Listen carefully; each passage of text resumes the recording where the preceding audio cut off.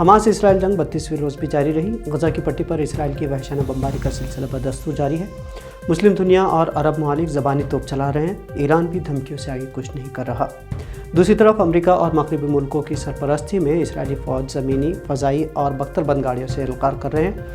میزائلوں کی بارش ہو رہی ہے۔ اس اندھا دھند اور جارحانہ بمباری کی وجہ سے اب تک شہداء کی تعداد 10,000 سے تجاوز کر چکی ہے اور درجنوں شہداء کی لاشیں غزہ شہر کی گلیوں میں بکھری پڑی ہیں۔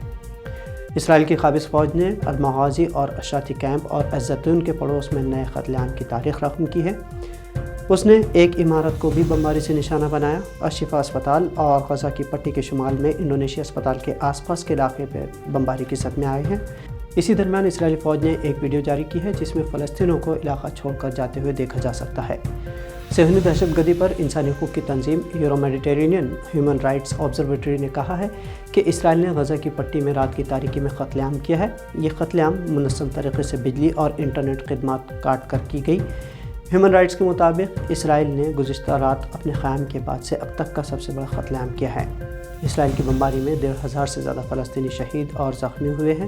آبزرویٹری ٹیم کو غزہ شہر کے مکینوں سے خونی حملوں کے حوالے سے چونکا دینے والی اطلاعات موصول ہوئی ہیں، خاص طور پر غزہ کے علاقے الفاودہ حرات الرئیس میں، جہاں کئی گھنٹوں تک جاری رہنے والی شدید بمباری کے نتیجے میں درجنوں مکینوں کو شہید کیا گیا۔ شہید ہونے والوں میں زیادہ تر بچے اور خواتین شامل ہیں۔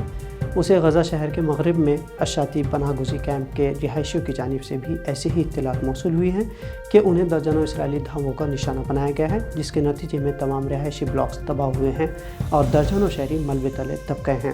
ایک اندازے کے مطابق تباہ شدہ گھروں کے ملبے کے نیچے اب بھی سینکڑوں لوگ دبے ہوئے ہیں، جبکہ آج صبح کے اوقات میں لاشیں اور جسم کے ٹکڑے کئی گلیوں میں دیکھے گئے۔ ادھر اسرائیلی قابض فوج نے اعلان کیا ہے کہ اس نے گزشتہ رات 450 سے زیادہ اہداف کو نشانہ بنایا ہے۔ یورو میڈیٹرینین آبزرویٹری ٹیم نے کہا ہے کہ گزشتہ رات اسرائیل کی بمباری نے غزہ شہر اور اس کے شمال میں واقع اسپتالوں کی ایک بڑی تعداد کو نشانہ بنایا، جس کی مثال نہیں ملتی۔ اس میں الشفا میڈیکل کمپلیکس، انڈونیشین اسپتال، آنکھوں کا اسپتال، القدس ہاسپٹل اور پٹی کا واحد دماغی امراض کا اسپتال بھی شامل ہے۔ ادھر اقوام متحدہ کے سیکرٹری جنرل گوتریس نے کہا ہے کہ غزہ بچوں کا قبرستان بن چکا ہے، جہاں روزانہ سینکڑوں لڑکیاں اور لڑکے ہلاک یا زخمی ہوتے ہیں۔ انہوں نے غزہ میں بین الاقوامی قوانین کی واضح خلاف ورزیوں پر بھی اپنی گہری تشویش کا اظہار کیا ہے۔ اسرائیل نے اقوام متحدہ کے سیکرٹری جنرل کے بیان پر سخت غصے کا اظہار کیا اور کہا ہے کہ وہ اقوام متحدہ کے عہدے پر فائز رہنے کا حق کھو چکے ہیں۔ اسرائیل غزہ میں قتل عام کے لیے امریکی ساخت کا ہتھوڑا بم استعمال کر رہا ہے۔ اس بم کو MK-84 یا جسے مارک 84 کے نام سے بھی جانا جاتا ہے، یہ پھٹنے سے ہونے والے شدید نقصان کا سبب بنتا ہے۔ اس کا وزن 2000 پاؤنڈ یعنی تقریباً 900 کلو گرام ہوتا ہے۔ جنگ میں استعمال ہونے والا دھماکہ خیز، وار ہیڈ خلیج اور ویتنام میں استعمال ہو چکا ہے۔ امکان ہے کہ یہ وہی بم ہے جو اسرائیل نے اکتوبر 2023 میں غزہ کی پٹی پر اپنی جنگ میں بیپٹسٹ اسپتال اور جبالہ کیمپ کے قتل عام میں عام شہریوں پر گرایا تھا۔ جنگی ماہرین کا خیال ہے کہ دونوں مقامات پر اسرائیلی حملوں کے اثرات اور نقصانات ہتھوڑا بم کی وجہ سے ہونے والے اثرات سے میل کھاتے ہیں۔ 3 نومبر 2023 کو نیو یارک ٹائمز نے ایک رپورٹ شائع کی تھی جس میں کہا گیا کہ اسرائیل نے 31 اکتوبر کو کیے گئے فضائی حملے کے دوران کم از کم 2 بموں کا استعمال کیا، جن میں سے ہر ایک کا وزن 907 کلو گرام تھا۔ کیمپ جبالیہ غزہ شہر کے شمال میں ایک پرہجوم علاقہ ہے۔ اخبار نے کہا ہے کہ اس نے فوجی ماہرین پر اپنے تجزیے کی رپورٹ پر انحصار کیا ہے اور ایک اور تجزیے پر اس نے سیٹلائٹ امیجز، تصاویر اور ویڈیو کلپس جو کہ اس قتل عام کو دستاویزی شکل دے رہی تھی۔ واشنگٹن ٹائمز جو اسرائیل کی حمایت کرتا ہے، اس نے بھی جبالہ کیمپ قتل عام کو اسرائیل کے خلاف نفرت میں اضافے کا محرک قرار دیا ہے اور اخبار کی ادارتی ٹیم نے فوری جنگ بندی کی حمایت کی ہے۔ 1 مہینے گزرنے اور 10,000 فلسطینیوں کا خون ناحق بہانے کے باوجود اسرائیل اب بھی اپنے اہداف تک پہنچنے میں ناکام ثابت ہوا ہے۔ حماس کو صفحہ ہستی سے مٹانے کا اس نے جو عزم کیا تھا، اپنے ٹارگٹ کو پانے میں اب بھی وہ کوسوں دور نظر آتا ہے، یہاں تک کہ وہ اپنے شہریوں کو بھی حماس کی گرفت سے آزاد نہیں کرا پایا ہے، محض ان 4 افراد کے جنہیں حماس نے خود رہا کیا تھا۔ ادھر حماس کے جنگجو بھی پوری قوت سے مقابلہ کر رہے ہیں۔ زمینی جھڑپوں میں اسرائیل کو شدید مزاحمت کا سامنا ہے۔ القسام بریگیڈز نے اسرائیلی علاقوں کے نہاریہ اور جنوبی حیفا پر 16 میزائلوں سے بمباری کی ہے۔ غزہ کی زمینی کارروائی میں بھی القسام کے جنگجو ڈٹ کر مقابلہ کر رہے ہیں۔ اب اسرائیل غزہ میں زمینی آپریشن کے معاملے میں پھونک پھونک کر قدم بڑھا رہا ہے۔ IDF کا دعویٰ ہے کہ حماس نے غزہ میں سڑکوں پر بارود بچھا رکھا ہے، جس سے اس کے ٹینک تباہ ہو رہے ہیں۔ یعنی زمینی لڑائی میں اسرائیل کو شدید مزاحمت کا سامنا ہے۔ जबकि इसराइली फ़ौज फ़ज़ाई तैयारों की गाइडलाइन और बख्तरबंद गाड़ियों की पेशरफ्त के बाद रास्ता साफ़ होने के बाद आगे बढ़ती है, लेकिन उन्हें अनजाने ख़तरात खौफ में मुब्तला कर रहे हैं।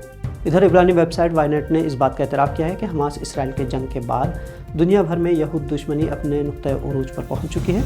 वायनेट के मुताबिक दूसरी जंग अज़ीम के मौके पर भी यहूदियों की इतनी मुखालिफत नहीं हुई थी जितनी कि आज फ़लस्तीनियों के कत्लेआम पर हो रही है।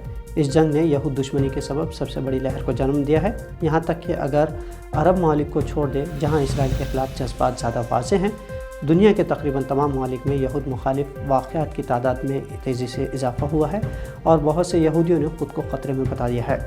उनका कहना है कि यहूदी शनाख्त अब उनके लिए मसला बनते जा रही है, वो अपने जानों को लेकर खौफ में मुब्तला है।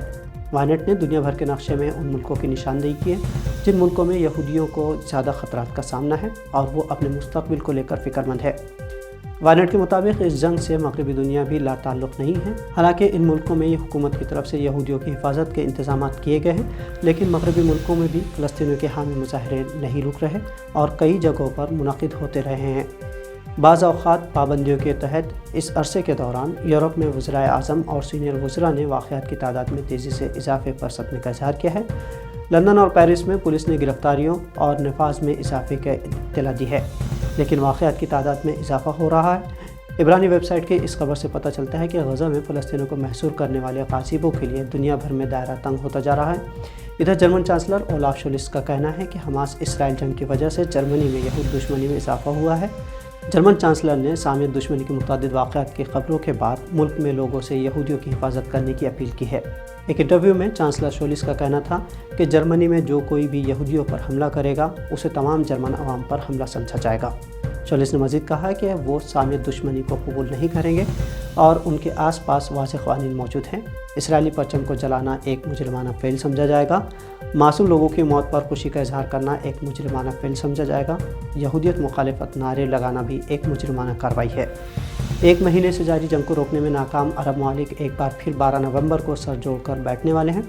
सऊदी अरब के रियाज़ में OIC की सरबराही इजलास होने वाला है। इस इजलास में फ़लस्तीन और इसराइल से मुताल्लिक़ मौजूदा बहरान पर तफसीली तबादला ख़याल किया जाएगा। इस इजलास में ईरान की सदर की भी शिरकत मुतवक्के है। आपको बता दें कि सरबराही इजलास का मतलब यह है कि इसमें तमाम 57 इस्लामी ममालिक के सरबराहान ममलिकत शिरकत करेंगे। इससे पहले वज़ारत ख़ारजा की सतह पर 18 अक्टूबर को सऊदी अरब के शहर जिद्दा में एक एग्जीक्यूटिव कमेटी का इजलास हुआ था। इसके बाद एक तवील बयान में इसराइल से गज़ा पट्टी का मुहासरा फौरी तौर पर ख़त्म करने को कहा गया था। इधर जनूबी अफ्रीका ने इसराइल से ताल्लुक़ात ख़त्म करने का ऐलान किया है और अपने तमाम सिफारतकारों को वापस बुला लिया है। जनूबी अफ्रीका की वज़ीर ख़ारजा नालेदी पेंडोर ने एक प्रेस कॉन्फ्रेंस में ऐलान किया है कि जनूबी अफ्रीका अपने सिफारतकारों को वापस बुला रहा है। उन्होंने कहा कि जनूबी अफ्रीका को फ़लस्तीनी इलाक़ों में बच्चों और मासूम शहरियों के कत्लेआम पर इंतहाई तशवीश है और उन्हें पूरा यकीन है कि इसराइल की तरफ से रद्दअमल की नौइयत एक इज्तिमाई सज़ा बन चुकी है। इधर तुर्की ने भी अपने सफ़ीरों को वापस बुला लिया है। इससे पहले भी कई मुल्कों ने इसराइल से अपने सफारती ताल्लुक़ात ख़त्म कर लिए हैं।